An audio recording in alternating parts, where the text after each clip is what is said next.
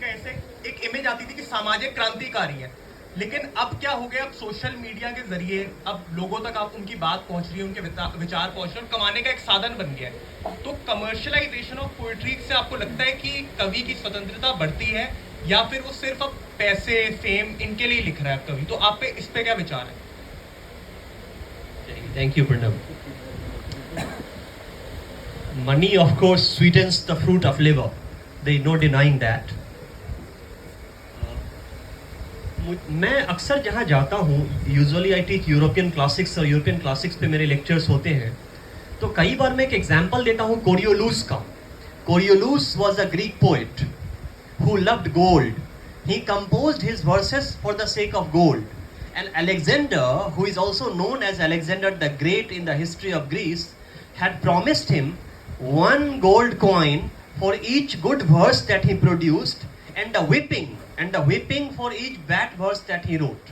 And you will be surprised to know that eventually Coriolanus was whipped to death. So the example of Coriolanus warns us, cautions us against the dangers of writing for the sake of gold. But as for commercialization in modern times, I think it's a good thing.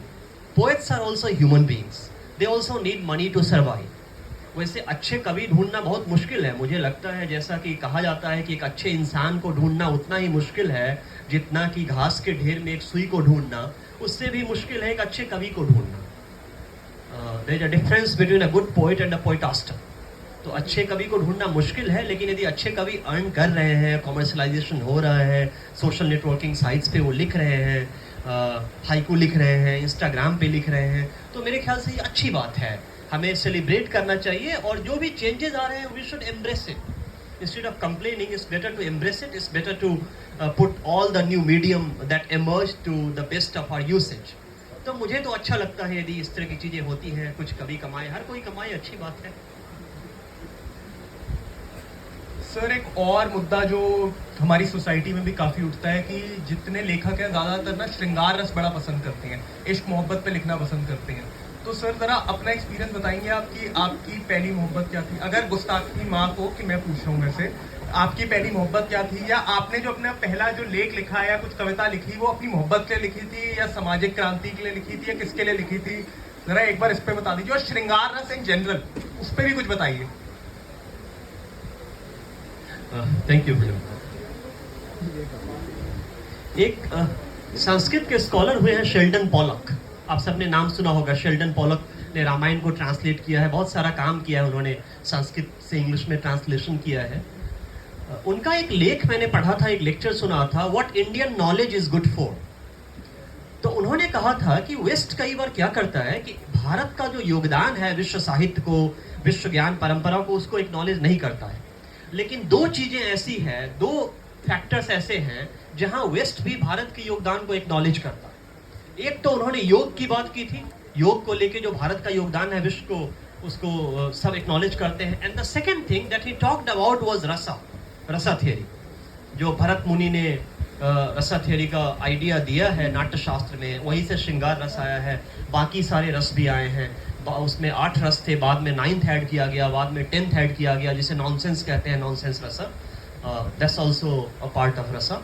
तो वो श्रृंगार रस है, और अच्छी बात है. इस एज में मोहब्बत की बातें नहीं करेंगे तो कब करेंगे बच्चे? यही एज है श्रृंगार रस के बारे में लिखने के लिए, प्यार मोहब्बत की बातें लिखने के लिए. और we all know that since antiquity love and war have fascinated poets. No, love and war तो फैसिनेट करते रहे हैं पोएट्स को. और चूंकि मैं क्लासिक्स पढ़ाता हूँ, फिर से एक एग्जाम्पल मैं देना चाहूँगा ओविड का. ओविड के बारे में आप सबने सुना होगा. और हुआ ये था कि like many of your parents, Ovid's father too in the 1st century AD Rome wanted him to become a civil servant and serve the emperor.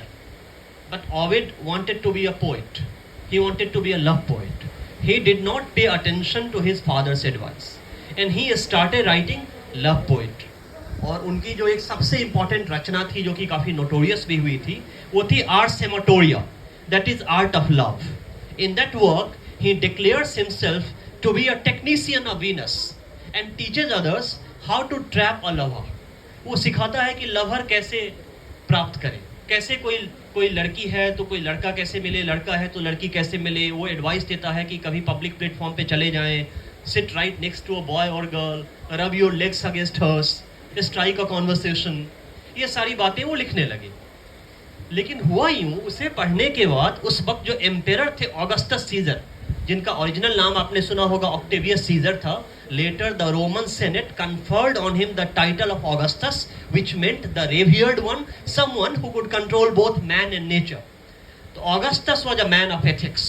He had put certain moral codes, certain cultural codes into society, including outlawing adultery. In the history of law, Augustus Caesar was the first Roman emperor to outlaw adultery. Prior to that, adultery was a personal offense. But after this law, adultery became an offense against the state. The state will penalize you if you perpetrate adultery. तो ये जो कविताएं हैं, और Metamorphosis लिखा था उसने, आप सबने पढ़ा है उसके बारे में। और मेटामॉर्फोसिस में भी होता क्या है, a man is loving a man is loving a woman is loving a woman, a man is loving an animal, a woman is loving an animal, man loves God, God's love man. All these love poems infuriated the emperor so much that he decided to banish Ovid forever. He was banished.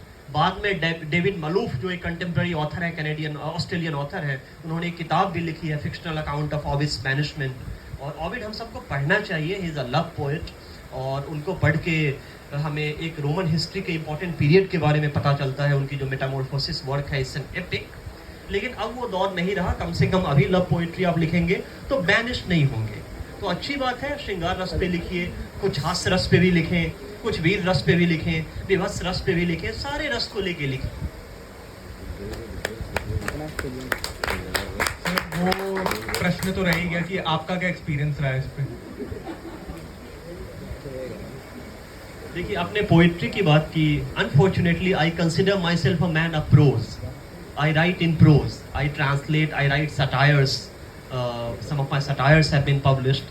Poetry में लिख नहीं पाया कभी, कोशिश भी नहीं की, ना जाने क्यों होता है, हर किसी का टेम्परामेंट होता है। इसीलिए जब आपका मॉर्निंग में मैसेज आया तो मैंने कहा आपसे कि पोएम में नहीं लिखता।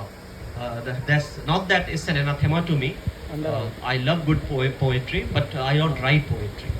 और जहाँ तक लव की बात है तो ये तो आप सब अब यदि पीछे जाएंगे तो हो सकता है पहला क्रश 7-8 साल में हो गया हो, 10 साल में हो गया हो, याद भी नहीं रहता, जब पता भी नहीं था क्रश क्या होता है तब तक क्रश आ जाता है। तो यही सबके साथ हुआ है। I don't have any memory. Thank you.